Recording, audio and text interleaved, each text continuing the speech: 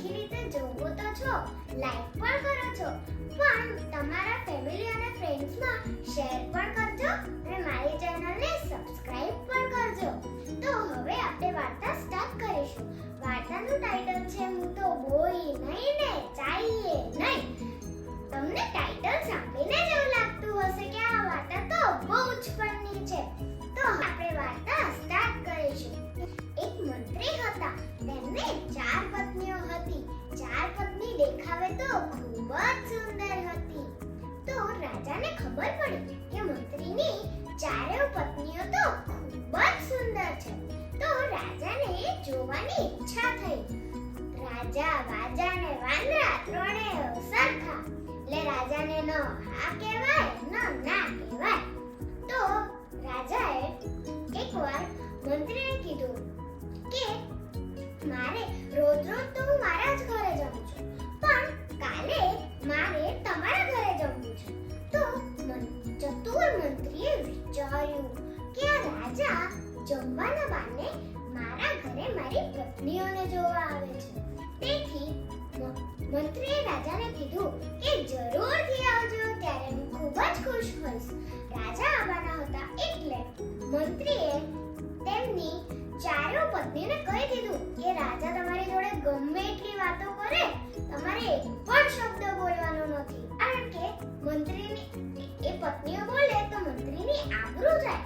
કારણ કે 4 પત્નીઓ તોતડી હતી.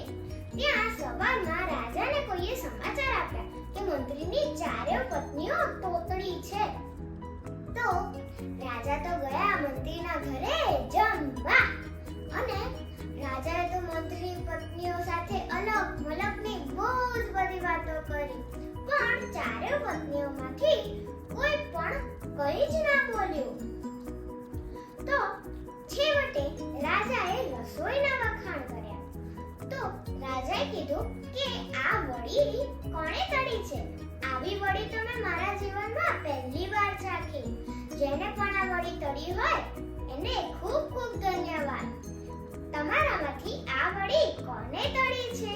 તો જે પત્નીએ વડી તળી હતી એ તો જોરથી બોલી ઉઠી કે એ વૈયા તો મેં તૈયા, એટલે કે એ વડી તો મેં તળી. તે રાજાને ખબર પડી ગઈ કે પહેલી પત્ની તો તોતડી છે. એ સાંભળીને બીજી પત્ની પણ બોલી ઉઠી, ના પાડીતી તો કેમ બોલી પડી? એટલે કે ના પાડીતી તો કેમ બોલી પડી? એટલે રાજાને એવી પણ ખબર પડી ગઈ કે બીજી પત્ની પણ તોતડી છે. હવે આ સાંભળીને ત્રીજી પત્ની બોલી ઉઠી, એ બોઈ તો બોઈ, તું કેમ બોઈ પડી? એટલે એ બોલી તો બોલી, પણ તું કેમ બોલી પડી? રાજાને ખબર પડી ગઈ કે મંત્રીની તો ત્રીજી પત્નીએ તોતડી છે. હવે ચોથી પત્ની તો વિચારે કે હું તો કેવી હોશિયાર. આવું વિચારતા ને વિચારતા એ પણ બોલી ગઈ, હું તો બોઈ નહીં ને ચાઈએ નહીં. એટલે કે હું તો બોલીએ નહીં ને ચાલી પણ નહીં. એટલે રાજાને ખબર પડી ગઈ કે મંત્રીની 4 પત્નીઓ તોતડી છે. એટલે તો મંત્રી શરમાઈ ગયા. ત્યારથી રાજાએ પણ નક્કી કરી લીધું કે ક્યારે પણ કોઈનું રૂપ જોઈને ખુશ ના થવું.